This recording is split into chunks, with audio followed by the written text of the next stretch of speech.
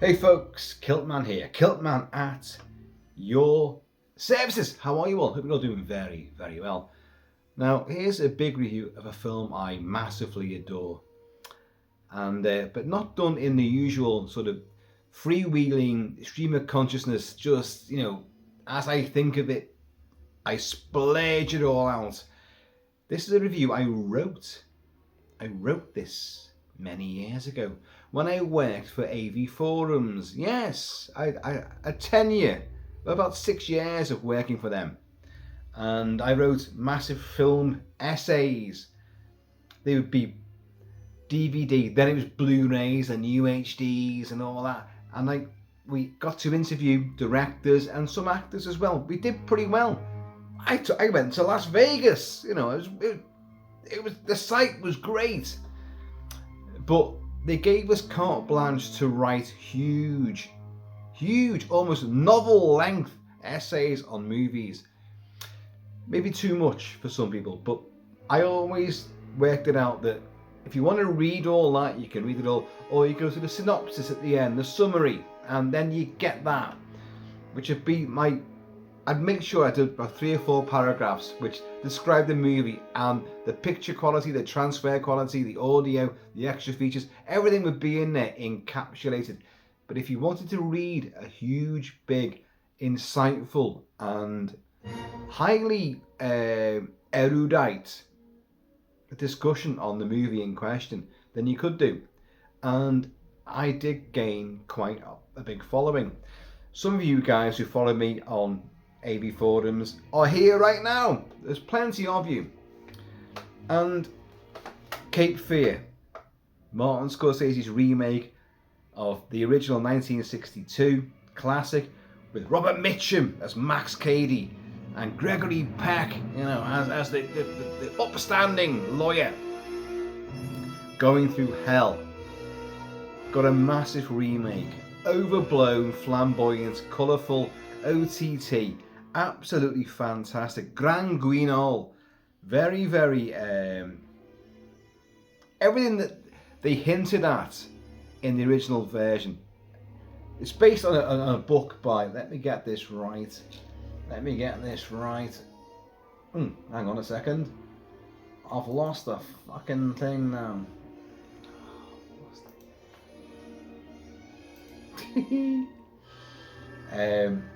John D. McDonald's thriller novel, The Executioners, and director J Lee Thompson did the original version of the movie. Scorsese took it over and massively threw everything that was in the original movie and the original book. He made it more explicit, more graphic, more taboo breaking. All these things were in the original version of the movie. Original version. Mitchum is fantastic in it. And I reviewed both movies for AV Forums. And I've always wanted to talk about both movies on this channel. You're hearing Elmer Bernstein's readaptation of the original Bernard Herrmann score, which is outstanding. It's pure dread and brooding. Oh, he's there. It's insidious. It's dark. It's massive. It's a storm cloud. It's fantastic. So the original score was amazing. Elmer Bernstein then, who was a friend and he was not a mentor, but he learned from the great Bernard Herrmann. He then, with Scorsese, it became a great sort of collaboration for many movies. He did the score for the remake, matching everything, also bringing in elements of Torn Curtain, Bernard Herrmann's bits of unused score for Hitchcock's Torn Curtain. Listen to this, it's so outstandingly gorgeous.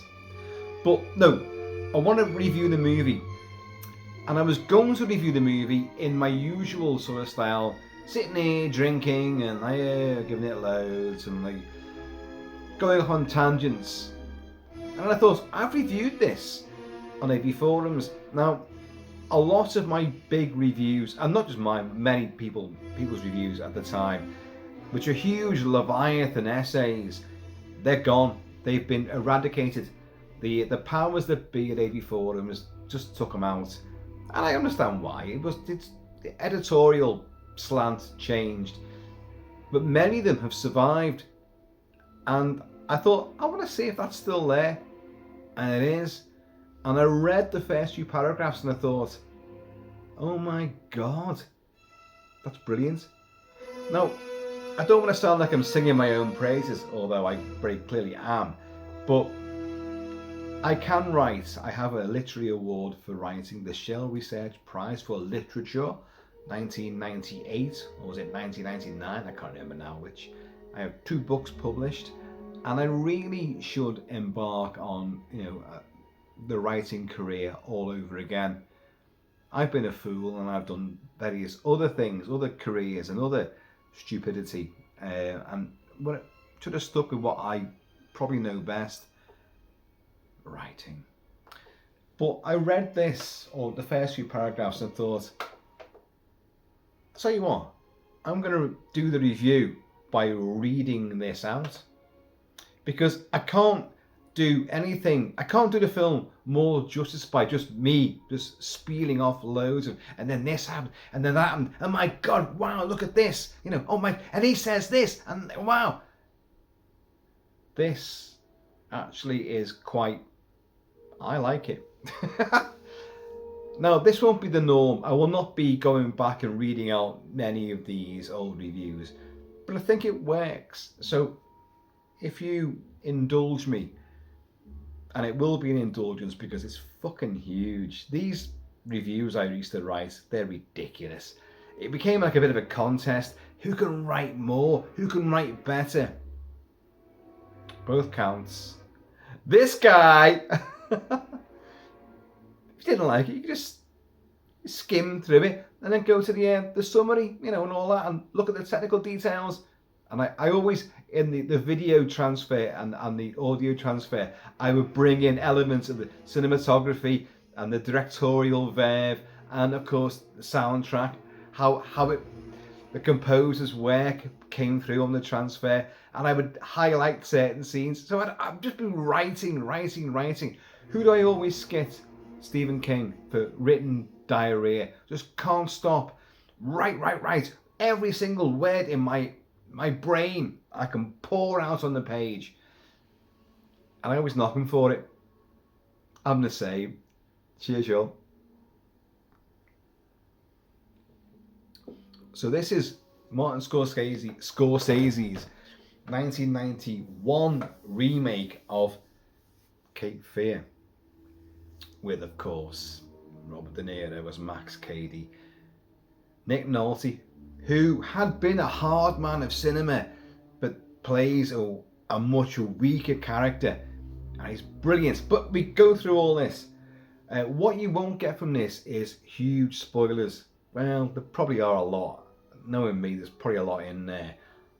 But I'll dress it all up and all that kind of thing. So let's see. Right, now, I always put quotes in to get between paragraphs and just punctuate things. And of course, everyone then copied me doing that. I'm not kidding you. It was me that did that for 84. I was putting little quotes in from the movie, and just to give it a bit of a highlight for the next paragraph coming might be to do with that particular scene. It just gave you a bit more of a florid sort of understanding of what we're talking about, and put you into it. You're going to learn about loss. After 14 years banged up for a horrific sexual assault, the pure white trash of Max Cady is freed and on the hunt for payback. He wants the man whose actions put him behind bars, the legal counsellor Sam Bowden, who was initially defending him, but who suppressed evidence to ensure that he'd be sent down. Unethical maybe, but Sam knew that his client was a monster, and he couldn't live with himself if Cady walked out of court after the vicious rape of a 16-year-old girl. But Max didn't just idle away his sentence, however. Oh, he got himself tattooed and pumped iron like the rest of the jailbirds. But he also read a lot, law books mainly, and also the Bible. He worked out not only how his appointed defender purposely put him down, purposely let him down. You're going to get a few. When you're reading it out, you're going to make misquotes. You're going to read ahead and stutter. He worked out not only how his appointed defender purposely let him down, but also how to get back at him and how to twist, bend and contort the law to his own ends, rendering his prey helpless in the process, and placing him and his family completely at his mercy. As his systematic campaign of torment, persecution and terrorising gains momentum, Sam tries everything in his power, legal or slightly less than legal, to keep Cady away. But Max is like a pit bull. He simply won't give up. But he's way too smart to walk into a trap, and he won't leave himself wide open to the authorities either. And as he contrives to unhinge Sam's self-respect and his sense of family devotion, the bones begin to come apart at the seams. Max has found their weak spot, and the chinks in their armour are legion. So there's your basic synopsis. The story is controversial and dominated by themes of rape and empowerment. Thompson's film shocked, that's the original 1962 version. Thompson's film shocked because it focused on the threat to women, notably Sam's 16-year-old daughter, and also because it revealed just how impotent the law could be in certain situations, and how a devious mind could therefore exploit it.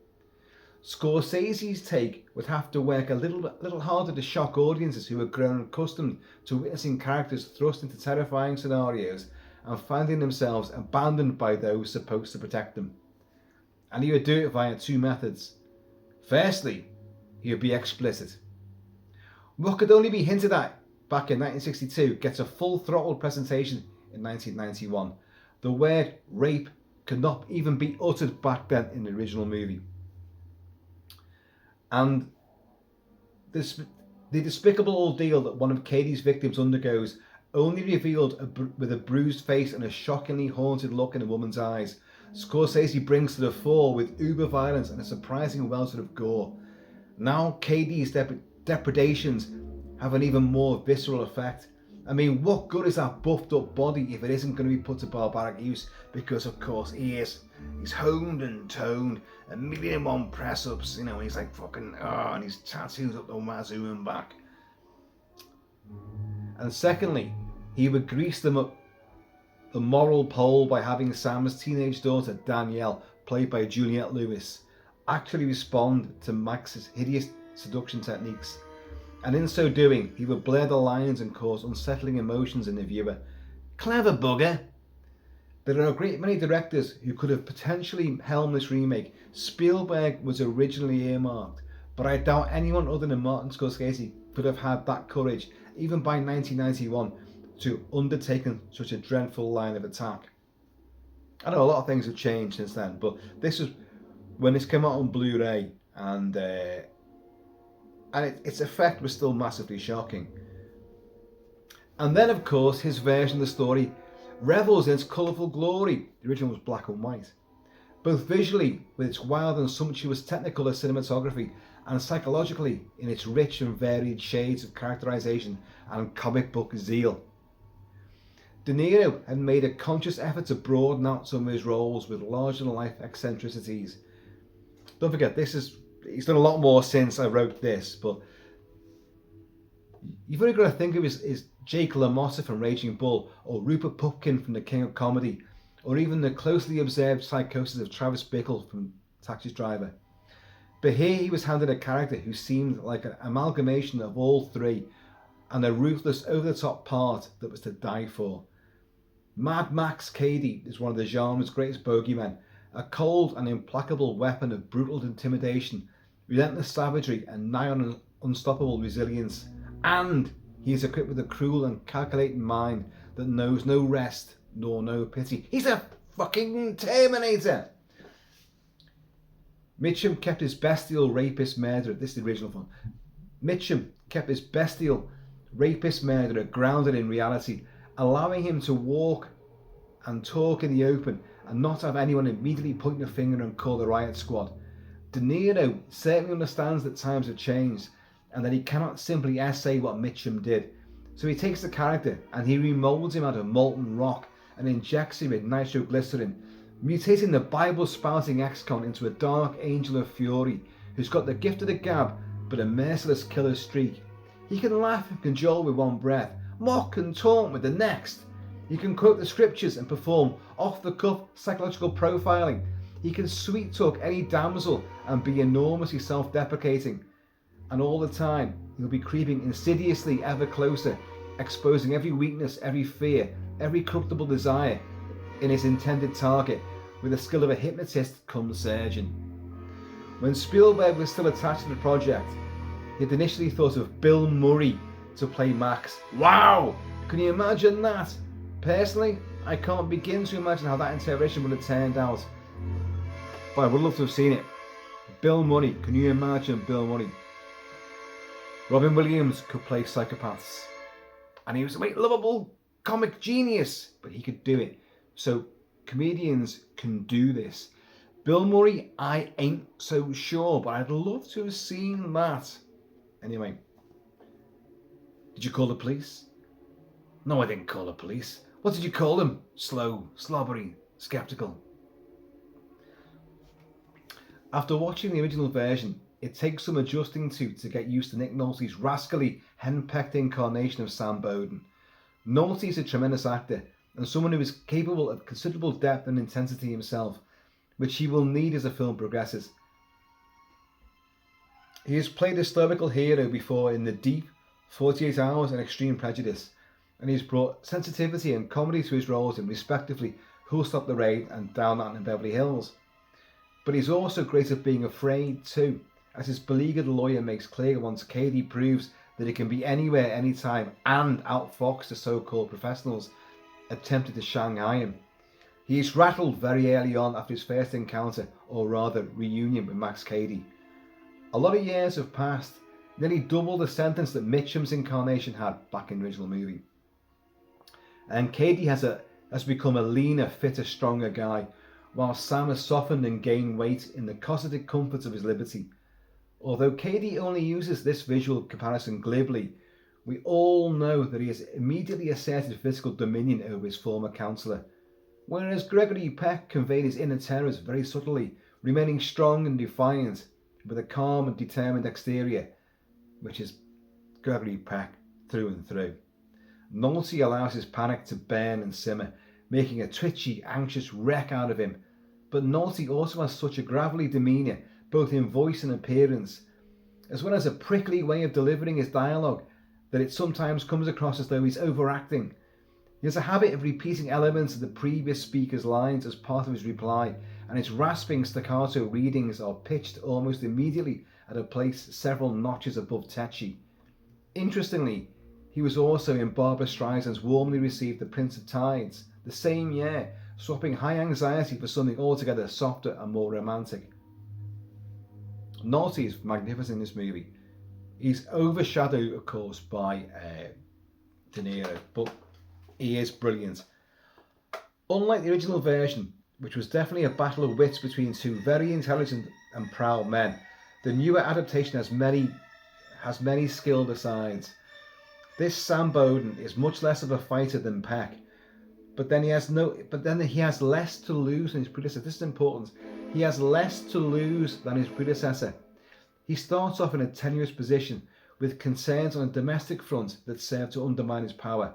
His family is possessed of stronger, more realistic and contemporary personalities, but they have issues of their own.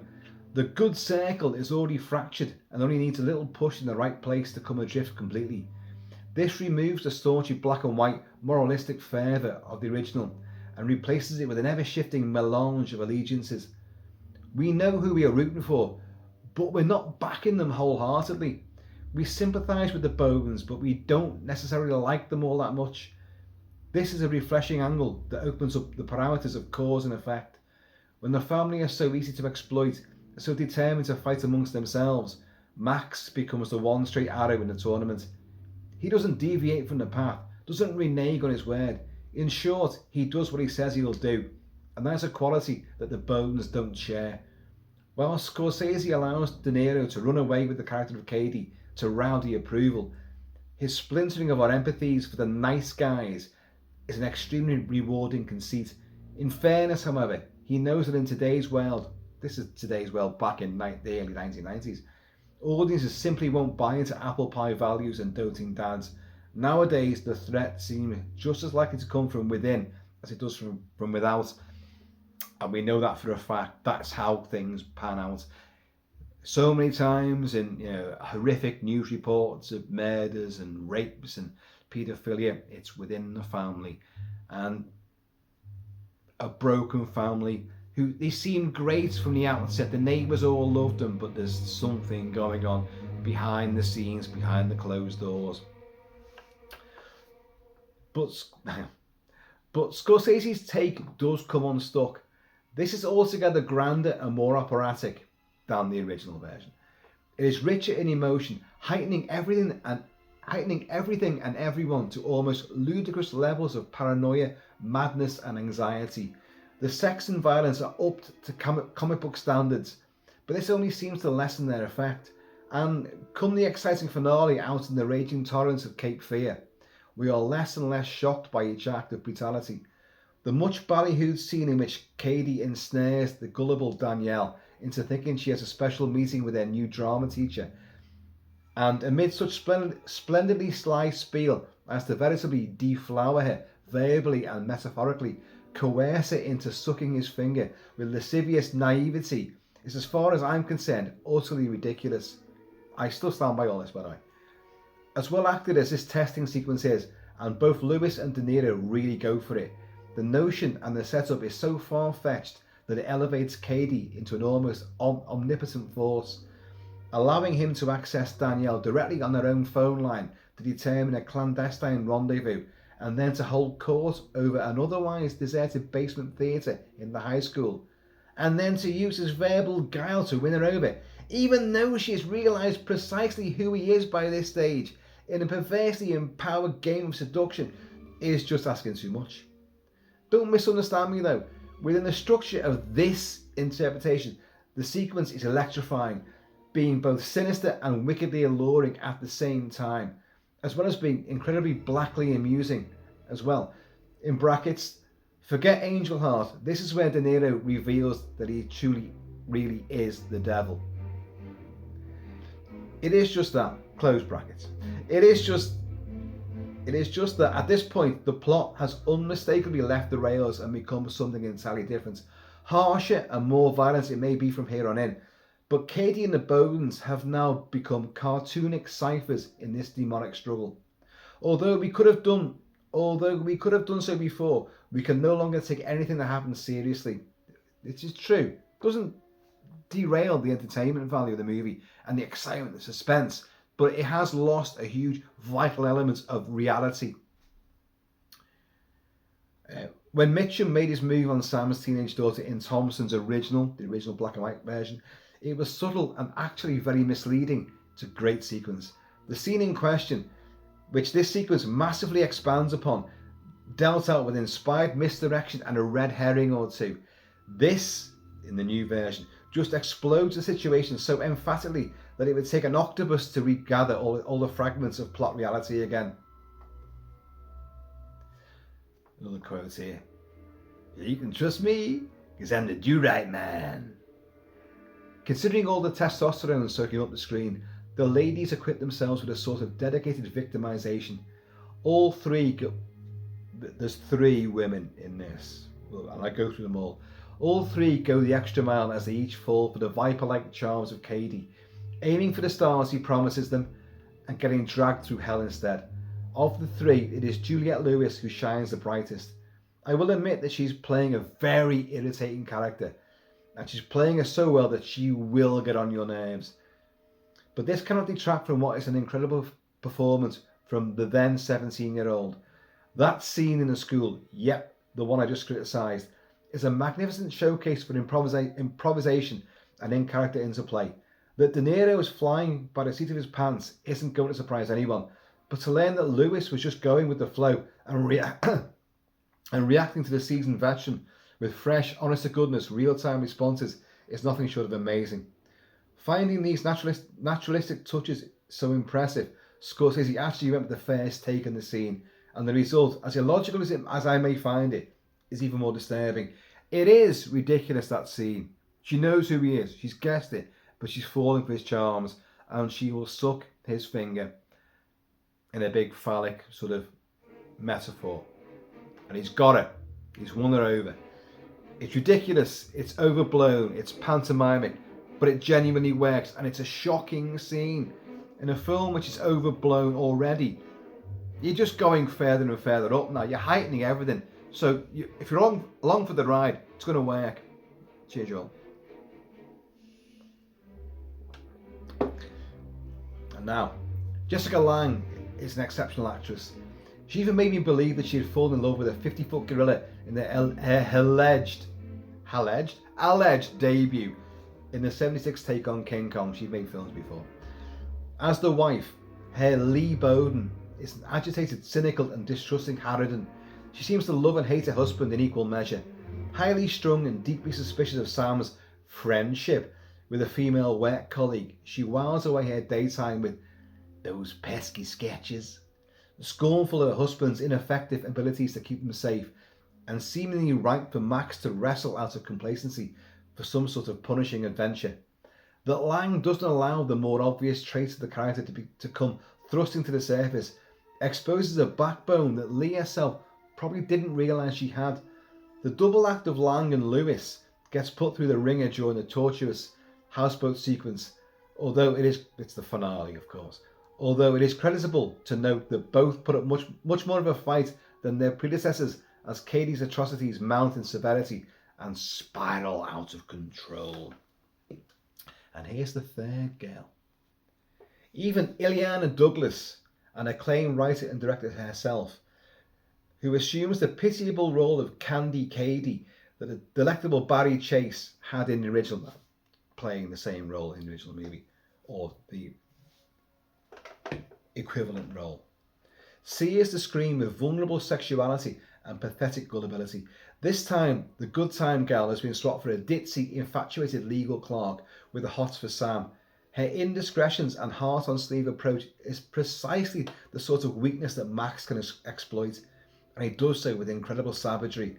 His despoiling of Sam's secret confidant is the film's hardcore session in bestial rape and Lecter-like flesh chomping. The pickup is a wonderful device because we know right from the word go what is going to happen. This is when he meets in a bar. He knows what he's doing, and we know what he's doing, and she's just drawn in. But we are absolutely powerless to halt it. The sight of her bandaged and ravaged form in the hospital later on is almost as powerful as the haunted look in Chase's eyes back in '62. Barry Chase, even though you didn't see what happened to her, the look on her face, it is absolutely, it takes the ground from beneath you. Your heart stops, the breath is sucked back down into a decaying chest, and you're like, oh God, I don't want to know what happens here, but you can see in her eyes she's been through hell and back. And that's with Robert Mitchum, you know. Illeana Douglas, had worked for Scorsese on his segments of New York Stories and The Last Temptation of Christ, and even appeared in a classic Goodfellas, and even in Frasier, my favourite TV show. She's in Frasier as well. But I doubt she fully expected the ferocity with which her character will be subjected to this time out. Yes, beaten and a cheek bitten out and then raped, you know. The expansion of the character of Kersek. Kersek is the private detective. The expansion of the character of Kersek, who was nothing more than a doomed deputy in the original's final act, into a fully fledged private detective played by Joe Don Baker. Great Joe Don Baker is a nice touch. Suddenly, Scorsese has amalgamated the deputy and the gumshoe previously portrayed by Telly Savalas in the original into one bogusly heroic persona. Baker has a whale of a time playing the overweight, overconfident, also suffering protector of decency. His dialogue is contrived but priceless. Nobody could ever come up with as many cliches, taglines and smart-ass retorts as this buffoon. Well, nobody except for Max, of course. And behind Max's forever cute and clever deliveries lies the methodical, penetrating measure of perfectly lucid insanity. Max plays it for laughs, but we know he's operating on a completely different level. Kersek thinks he's seen it all before and acts out of blasé and fragrant contempt for the real situation developing around him. Baker is terrific in the part, out of shape, out of ideas, and just plain out of luck. Yet bold as brass and ignorant of the mockery that surrounds him and his pretentious defensive tactics. Joe Don Baker is an amazing actor. I've always loved him, and he's brilliant in this. The final epic set piece, out on a houseboat, is appreciably lent the unparalleled suspense of a raging storm and a beautifully metaphorical whirlpool, a swirling maelstrom of dervish-like insanity that Thompson, that's the original director of the original movie, admits he thought of for his original. But ironically, in spite of the galvanizing torments of thunderous violence, the actual confrontation becomes far too vastly over-egged and operatic. Strangulations, head stompings, incinerated faces, and threatened female flesh vie for supremacy with the chaos of a hell-spawned tempest and the biblical rhetoric of Cady's right to bursting benediction of hate. Scorsese takes Mitchum's character and mates it with Freddy Krueger to create some infernal offspring that can never exist in this or any other world. Mitchum's Cady could come strolling down any street in any town or city. De Niro's has been birthed in a cinematic test tube, drowned in steroids and catapulted into the stratosphere like a human-shaped missile. With his loud Hawaiian shirts, flash red sports car and long slick back hair, he is the complete opposite of covert. Whether he is sitting in a diner and reading the Bible, blithely balancing back legalities, or being the only person finding Dennis Dugan's problem child amusing, the cinema. He is the centre of attention, the focal point in any frame, and the perpetual eye of the storm. When Scorsese seats him atop the Bowden's garden wall to nonchalantly announce his presence to his victims, an obfuscating firework display heralds him with demented DeMille-style showmanship. Likewise, the big 4th of July street parade in which Sam, across the road from Cady, spots him in the crowd and wades across the throngs to have a very public remonstration with him because he thinks the callous fiend is looking at his wife. Excuse me. Cady is wearing big sunglasses and he's just one of a sea of spectators. Ticker tape and majorettes are between him and Sam. So just how does Sam know that he's eyeballing his wife? It is paranoia writ large. It doesn't need to make sense, but it's all part of the nuclear effervescence of Cady's super enlarged aura. Mitchum didn't need such embellishments. His Cady was an ogre, but he was real. De Niro pumps up the volume and the primal machismo to make his Cady hyper real. Oh god, you just realise that I've been talking so much the cough's going to start making the dry throat reappearance. We'll try. A lot more to go through.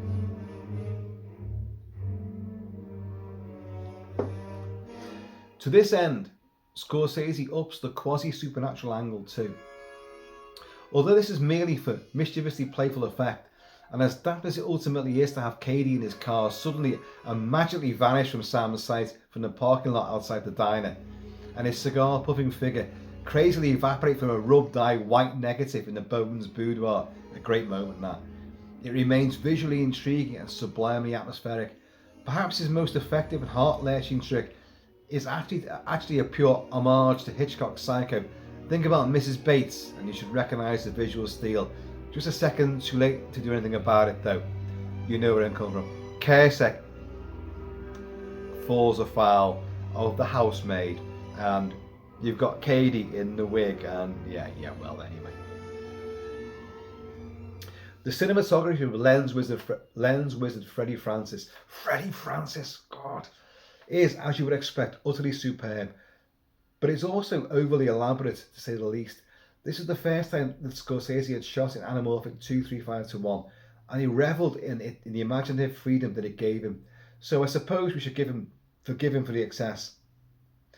The film is filled with clever tricks, sly movements, mysterious transitions, fabulous lighting, intricate angles and framing, the use of white negatives and wacky reveals, Max hanging upside down from an exercise bar as he verbally ensnares Danielle over the phone, which is brilliant, for instance.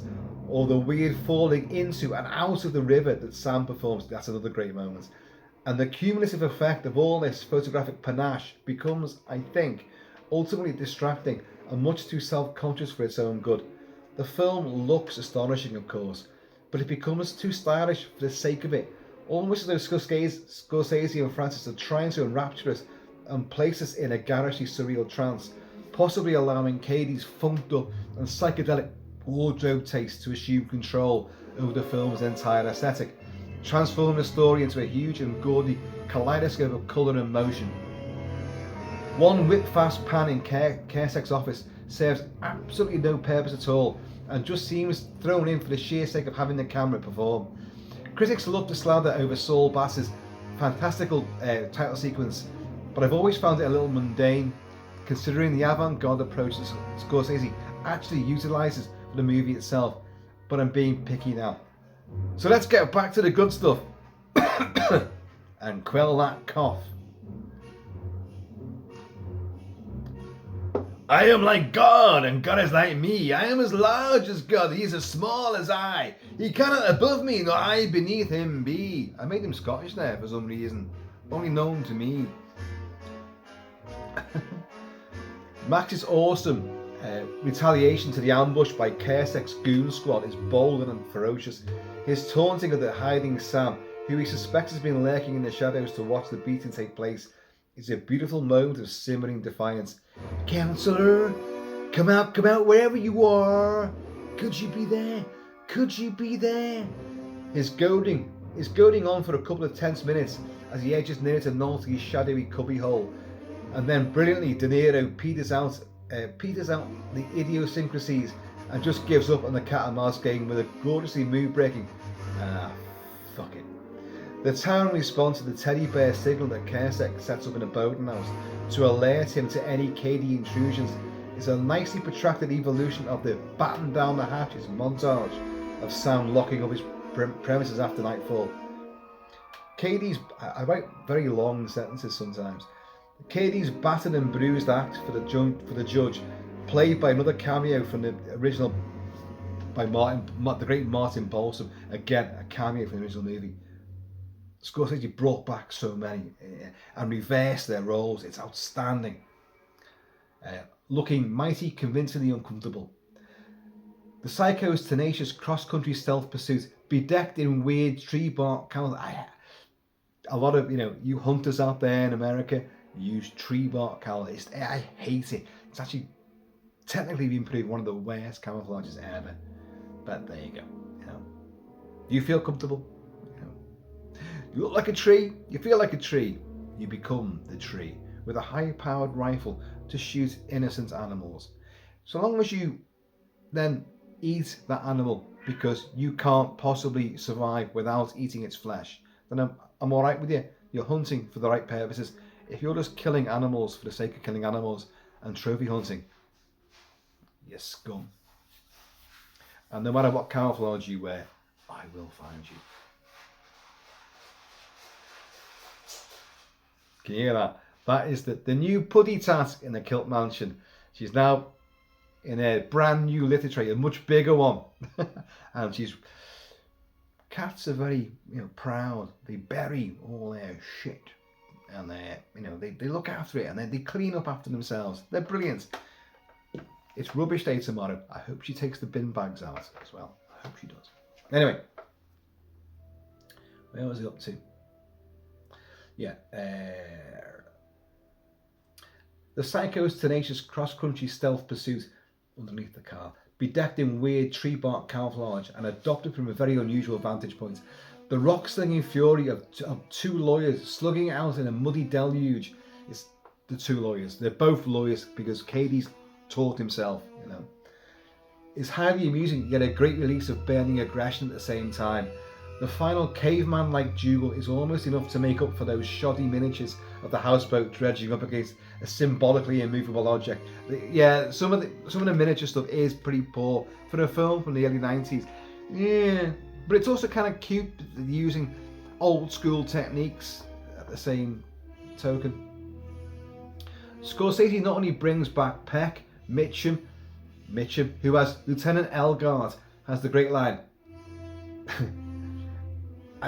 When they're looking at him with all his tattoos. Cady, I don't know whether to look at him or read him, as Cady's tattooed physique is revealed in a police room, and Balsam for respectful smirk-inducing cameos. But he also employs Bernard Herrmann's spine-tingling score as well, only this time, because of the alterations of the plot and the timing of some sequences, he has the great Elmer Bernstein, in brackets here, and you guys know, I've played this stuff so many times. The Great Escape, The Magnificent Seven, so many. Oh God, I could go on. I could have added a million other titles there.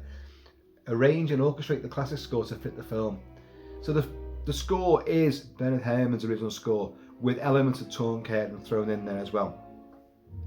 But they've had to expand and add more because the film is differently timed, has some different scenes, some longer scenes. So to play these things on and keep the score, it is Herrmann's score, beautifully adapted and recreated by Elmer Bernstein, and it works superb. You're hearing it now, and I've got the original Bernard Herrmann score as well. So anyway, arrange and orchestrate. Fans of Herrmann will spot the inclusion of a cue from his director's score for Hitchcock's Torn Curtain. Leaping ahead here. The Doom project that brought their professional relationship after such classics as Marnie, Vertigo, North by Northwest, and Psycho to a bitter end. Yeah, Torn Curtain was the end for Bernard Herrmann and Hitchcock. The four demonic notes of the main theme, F, C, B, F, are still staggeringly menacing. The insidious build-up of Cady's campaign of let's read that again. The four demonic notes, which I'm going to fucking play now.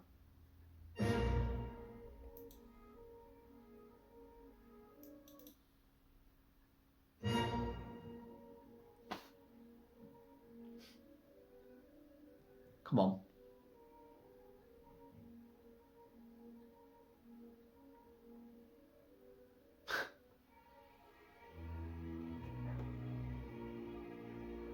Well, we're having a breather.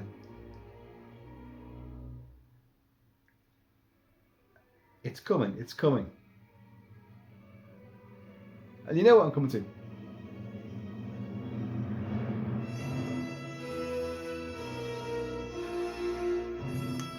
Those notes. Before we carry on, when I saw this in cinemas, I saw it day one in the UK. I'm not sure if it came out after America, or probably after. Back in those days, probably after America. And we saw it. I think I saw it in the Odeon. It didn't have the best sound. It had the newest sound system at the time, and that sitting there and boom, boom, boom, boom, literally blew everybody back. We're like, whoa, shit! Now I'd seen the original movie, so I knew the score, and I knew that it was Bernstein was going to do Herrmann's original score, but I didn't expect the power. And like, it really, wow, it was fantastic. Everyone was blown away by it. So let's get back to this now. The four demonic notes of the main theme, F, C, B, F, are still staggeringly menacing. The insidious build-up of Cady's campaign, an unnerving delight. Bernstein had an unusual take on the score's power. He actually believed that Herrmann's music seemed to serve this version much better than Thompson's original version, citing that Herrmann was writing music for something that the original film didn't specifically have. I'm not sure about this. This is what I said. I'm not sure about this. I love and respect Bernstein enormously. He has composed some of my absolute favourite scores, but Herrmann always knew exactly what he was doing. To him, Cady was a monster, pure and simple. So he composed his score for a horror film, which I believe it to be. Mitchum's Cady was the foulest degenerate that Peck's Sam Bowden had ever encountered, but he needed the music to make him a monster, which of course is why it continues to work so well with Scorsese's picture. De Niro's Cady is still a monster, but without this chilling motif, he would lose some of that satanic power. It's weird that, isn't it? Being how bizarre the OTT De Niro plays him. But the new Cady is also perversely more likeable than Mitchum's. Here's the point. And definitely far funnier, which in a way actually means that Herrmann's score probably fits the original interpretation better rather than how Bernstein saw it. Do you see what I was getting at there? The score that Herrmann created was, Mitchum was a genuine monster. He was not funny. He was not likable. There was no angle to him which you could empathise with and find him. A lot of bad boys, you find them quite likable. Hannibal Lecter, you want to see more of him.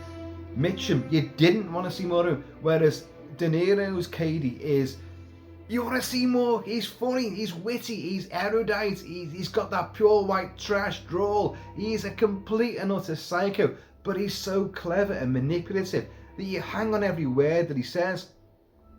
And the music, Herman's music, was for a horror film, a monster movie, with Cady being a monster.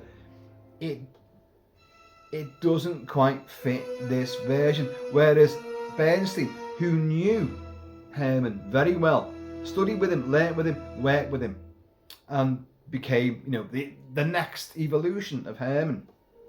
And worked with Scorsese a lot more after that. He believes the score from the original movie, which he did, works better in this version. When in fact it actually probably doesn't. I still love this score. Yeah, I'm playing it, don't get me wrong, I love this score. But it's not, Cady in this is not the monster. He's more playful than the original Mitchum version. Anyway, musically wise. So, let me go. Along with his 2/3 magnificent 1/3 of, hang on, let's start this again. Along with his 2/3 magnificent 1/3 obvious letdown, Shutter Island, which of course came out afterwards. Shutter Island, movie fans and aficionados will have seen the end of that, the obvious twist a mile away, right from the fucking word go. In fact, from the actual synopsis of the movie, I knew where Shutter Island was going to go. Oh, it's Scorsese, it's going to be great. Well, it looked great, sounded great, but I knew exactly where it's going. So it was like, whoa, big wow. Along with his 2/3 magnificent, 1/3 obvious letdown, Shutter Island, the remake of Cape Fear sits somewhat awkwardly in the canon of Martin Scorsese. I haven't read this bit before. It seems to deviate from his conventionally gritty and more working class path by being highly extroverted, out and out deranged and knowingly pantomimic, yet also willfully studio pandered. But it also carries a lot of his hallmarks too. And if it is the wild card in his pack, it is a largely triumphant one. He allowed his screen alter ego to roar out, be De Niro, to roar out with what has been his last truly memorable performance. Well, he met the parents, didn't he, afterwards? And he made some intriguing modifications to the classic plot, nudging it into the present day and collapsing the moral stronghold of virtually all the characters embroiled in what is essentially a gruesome power play. As with Mitchum, it is De Niro who steals the show. But then, how could it be otherwise? And his Max Cady is a leviathan of grotesquerie, both in what he says and what he does. As much as we hate and fear him, he transfixes us through the screen, his persona burning a hole in our minds. And damn him to hell, we actually come to enjoy having him around. That's my point, that's what I was saying before. He is colourful, funny and vibrant. Like the Joker, he is a maliciously addictive clown prince of crime, articulate, deranged and yet dustily down to earth with that comedic southern drawl. Oh, I got the all over fidgets over that one. He shivers with mock unease when Cusack puts the pretentious pinch on him, although I find Robert Mitchum's version the more believable and consequently the more frightening. Few could argue that De Niro's abhorrent, misogynistic white trash gargoyle stays in the mind for longer, carving out a psychotic pillar for himself in the unhallowed halls of horror. Martin Scorsese's delirious adaptation of Cape Fear is a brutal excursion over onto the wrong side of the tracks. Violent, funny, hideous and thrilling, it doesn't mock the law anywhere near as much as the original. That's true. But it deliberately plays mind games and mixes up the usual conventions of right and wrong, hero and villain. It is also wildly entertaining and shows a director and a star kicking back and having a whole lot of fun. Well, folks, that's what I wrote. That was the actual main body of a even bigger review that I wrote. And I think that for me was spoiler free.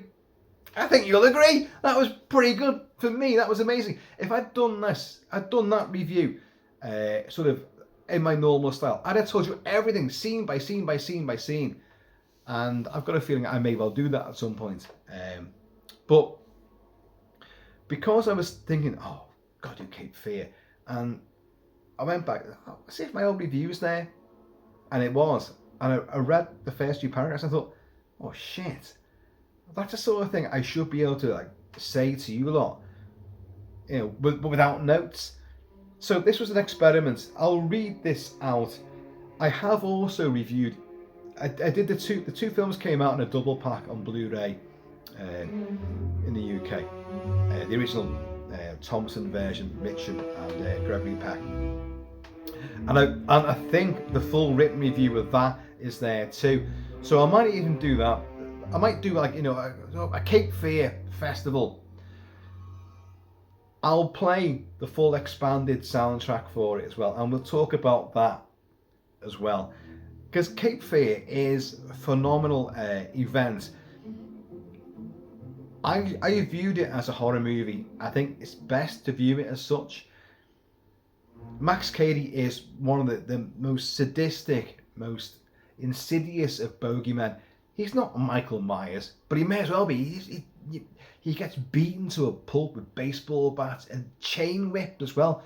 But then he comes back and takes out the goons who've been hired to take him out, and he beats the shit out of them. Counselor, could you be there? Could you be there? And his whole biblical rhetoric is it's savagely, you know, anti-moralistically violent in every capacity. The way he inveigles his way into the family and breaks them apart. In the original, they are homegrown apple pie eating family. Wife, husband, daughter, all loving. There's no fragility to them at all, apart from what, you know, the lawyer's done in the past. But in this one, they're a fractured modern family. It's how always, you know, portrayed as being. There's a rebellious teenager. There's fractions between the wife and the husband. Possible infidelity taking place. You know, you got all this, and jealousy and envy, you know, is playing a part. There's no home harmony, and of course, Cady can see into all that. He's learned. He's cunning. He's a predator.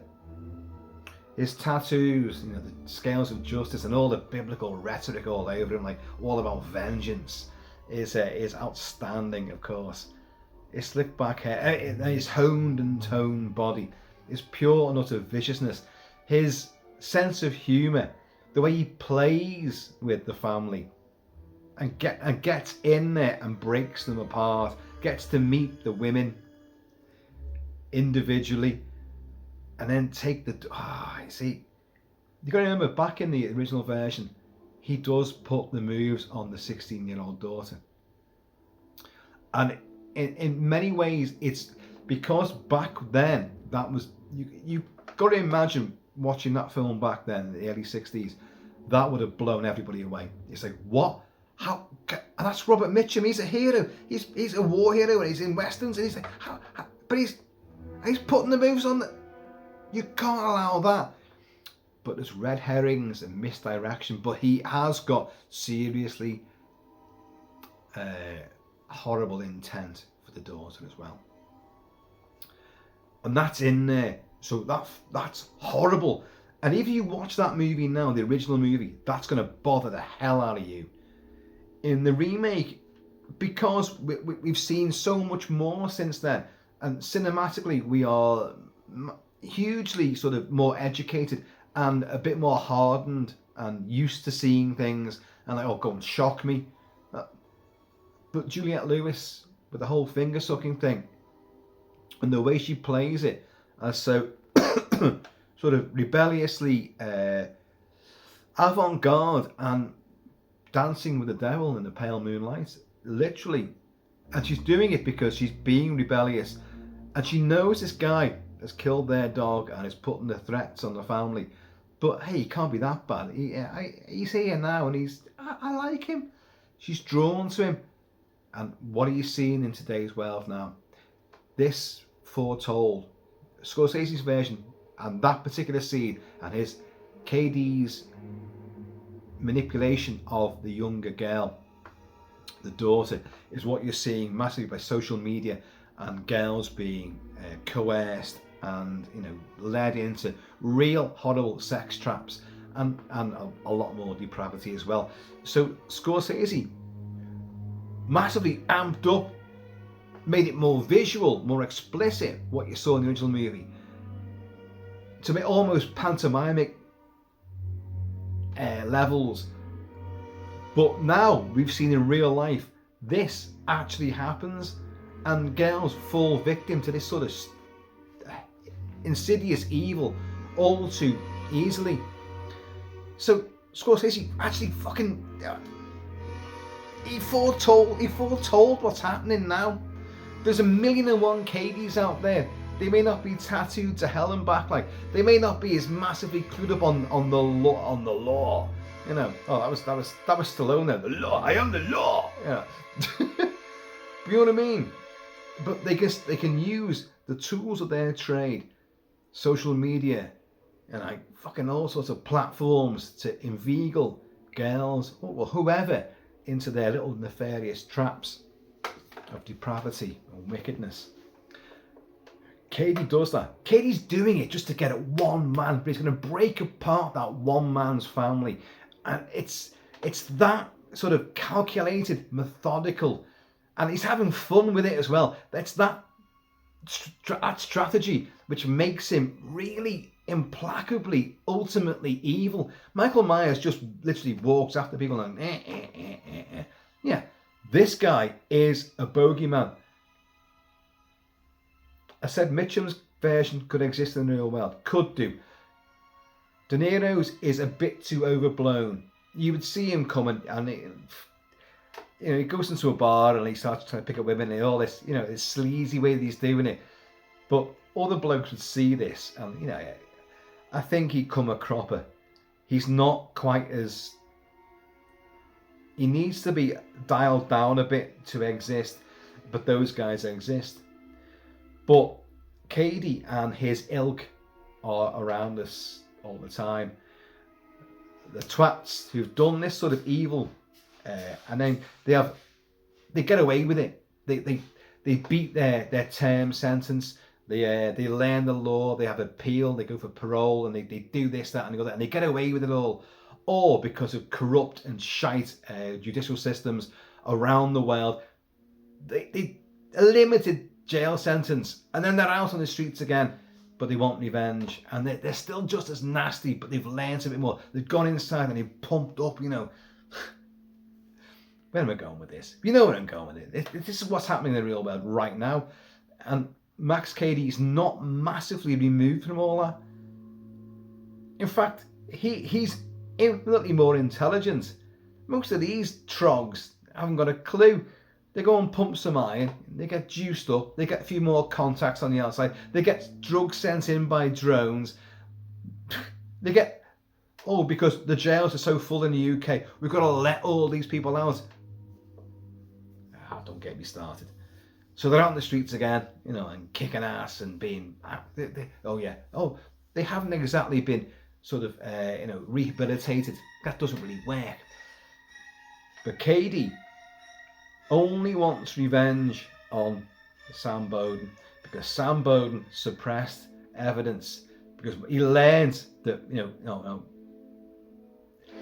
the girl that he raped had a bit promiscuous, so but you suppressed that, and that might have swayed the jury, got a more lenient sentence. But no, I suppressed that because of what you did to her, and I realised I'm defending an abhorrent monster. And this is the thing. A lawyer, a solicitor, twats, you twats. It's funny how if you're working to serve the victim, you do a good job. You're a hero. If you work to defend under the letter of the law the vile bastard that committed atrocities, but you're defending that monster with the law, and you're looking for any loophole in the prosecution. You're going to look for anything to exploit that, any technicality, and they'll get off. And yet you can hold your head high when you know I've made some money there. It's all about money, isn't it? Of course, there's no morals. Lawyers, I know a couple of them, and I hate them. And you know who you are as well. I fucking hate you. I saw one of you last week. And yet you were laughing it up, weren't you? And you called me over, and I went, but actually, I didn't do that. I didn't do that at all. I'm making that bit up. I kind of just went like, yeah, I had a whiskey, like that, and fucked off around the other side. But I made sure when you walked back out, I was like fucking eyeballing it, because I know some of the cases you've been involved in, and you're a fucking cunt. And not just you, all like that. All of you, the ones who defend the good guys, you also defend the bad guys as well. It's all about this, isn't it? And you make your name for certain things. But Sam Bowden here does the right thing. A crisis of conscience. Maybe going against his, he's going against the, the Lord of the, what do you call it? The mantle? I don't know what it's called. Like the bench, the Lord of the bench. Something like that, anyway. You defend and look after, or you prosecute or you defend to the nth degree of the law. But he realises, no, this guy's a twat and I can't defend him. So I'm going to suppress that evidence. So he's going to get sent down. And of course, Cady works it out. Moral ineptitude, and all this stuff, And then he's basically a Frankenstein, and he creates his own monster. And Cady comes after him again. But Cady targets, to get to him, he will target everybody close to him as well, to make his life an absolute misery. And it's a brilliantly calculated and really volatile but brilliant campaign. The cat just sprinted back and forth. It's having zoomies. The cat's having zoomies now. It's a brilliantly calculated and cold-blooded attack on a dysfunctional family, but to get to one guy who had a shred of principles, but even those principles, because they realised, well, hang on, your job was to defend him, and these are the ones who were like on his side, but you two defended him, and you the one that you suppressed that. That's why he's after you. You didn't do the right thing there, but he did do the right thing. Can you see the whole conundrum of all of this? The judicial system, innocent till proven guilty, which is not the way it is. Not the way it is at all these days. It just isn't the way it is. But you've got a job to do. The way we set up people who are going to defend and look after.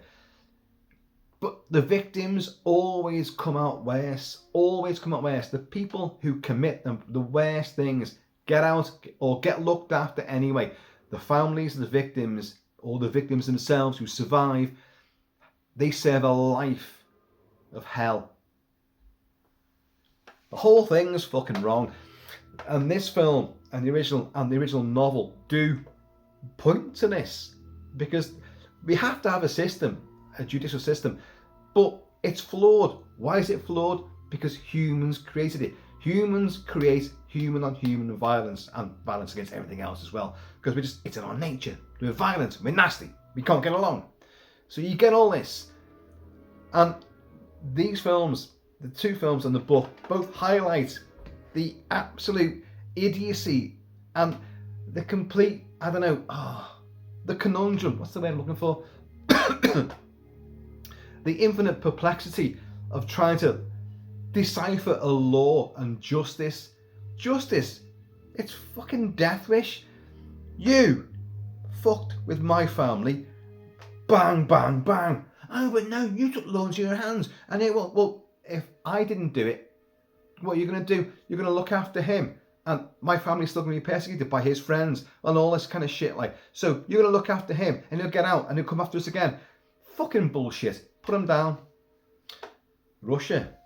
Oh, the world's enemy, Russia. Oh, yeah, they had the right idea. You commit crimes, that's it. Google lag for you if you're lucky. Otherwise, injection, gas, or bullet in back of head. Very nice and simple. this escalated, didn't it? I am like God, and God is like me. I am as large as God. He is as small as I. He cannot above me, nor I beneath him be. Again, I made him very Scottish again doing that, but it's outstanding, isn't it? Folks, that was the review I wrote many, many years ago. And I enjoyed reading it myself, discovering it, and then reading it again. And I thought this would be a little experiment. Instead of me just doing like, oh, blah, blah, blah, blah, blah, blah, which I've done a fair bit afterwards, like, but just to read that, whereas all the analogies and the metaphors and, you know, all the the florid descriptions, which I took time to write, they don't come as easy when you're just saying things, you know, and it's fun to read it back, you know, and I'm made up it's there. The review for the original Cape Fear is, I think, is also that, actually I haven't checked, to be honest with you. I think it's there. So I might read that out as well, because it'll make a nice contrast to this one, I suppose, or a little sister act, a Cady act to it. But I do recommend the films. I say there were no massive spoilers there. Again, a first for me. So if you haven't seen Cape Fear, this version or any version, I urge you to watch them. They are outstanding films. This one is overblown, completely OTT, and a Grand Guignol, very colourful explosion of violence and just completely ripe melodrama with great villainy, and no one's a hero, no one's a good guy. They're all broken and twisted, and Cady just gets in there and breaks it all apart even more. It does get massively overblown and stupidly, you know, hyperbolic, but it's great good fun at the same time, and I love it. The original is far more realistic and in many ways far more frightening because of that. And because, you know, you look at films from 60s, you know, from the earlier years of cinema, although you guys know I've discussed movies from the 20s and 30s which have been shocking and have really pushed the boundaries which we struggle to reach even nowadays, because there were no rules back then. You could do whatever you want. Then the Hays Code came in and they changed it. You know, you couldn't show this, you couldn't show that, you couldn't even imply this or that. Everything was watered down. And then, of course, you got the 50s kind of sci-fi stuff, brought, you know, brain fucking sucking things and great big giant ants and, you know, all sorts of nasty critters came in. Then the 60s, suddenly, gore! You know, you had gore, you had colour, and Eastman colour, and Kensington gore from Hammer movies would be there, be rife. Heaving bosoms, and then naked bosoms, and a bit of a pubic thatch would suddenly appear. And then you had Night of the Living Dead, Texas Chainsaw Massacre, and like, oh, The Exorcist, oh, everything changed. So, movies evolve. But it's funny how when you look back on the likes of Cape Fear, the original Thompson version of Cape Fear, you think, oh, it's Robert Mitchum, it's Gregory Peck. It's going to be all right, isn't it? Isn't it? And you watch it, you go, it really goes beyond. It pushes everything without being explicit and graphic. It's frightening and it works. This version, Scorsese goes, well, I can't just remake that. I'm going to have to amp things up for today's audiences, which of course he does. And it's great. It's gory. You've got lots of, it's massively nasty. But whereas the sweaty bastard that is Mitchum's Cady walks into a bar, you're not going to go near him. Whereas De Niro's, you'll be drawn to him because the guy will sucker you in because he's he might be brash, loud. He might draw you in because he's being brash and he's being insulting, and he's going to draw you in. So you're going to, and then he'll take you down. He's just having fun with you, or he's genuinely going to be, I'm not in the mood to kill anyone tonight, so just had a few drinks, and he'll have a laugh with you, and it could be great. That's De Niro's fantastic thing. Of course, look at Goodfellas, look at Casino, look at all of his guys, all of Travis Bickle. Look at everybody. He can be the absolute epitome of someone that you have a bevy with. Great camaraderie, lots of story swapping, lots of bonding takes place, and you could get away with it. But someone else comes in, and next thing they're getting their head literally kicked right in, and then shivved, knifed, shot, buried alive. And that's how De Niro plays things. It's really like that. Anyway, folks, I have been always had a Kilt-Man. My tea's gone cold, but keep it kilted, keep it Celtic.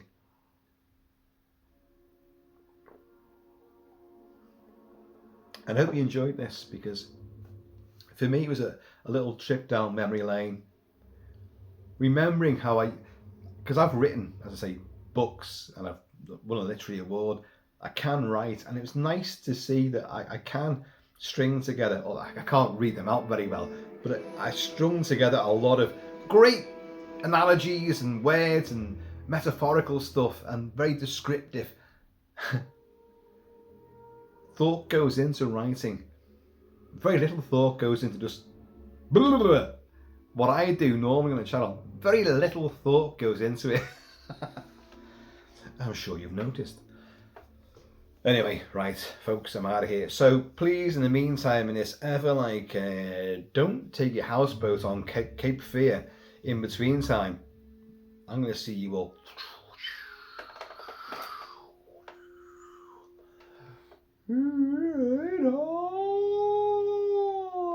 Because you can trust me, because I'm the do-right man.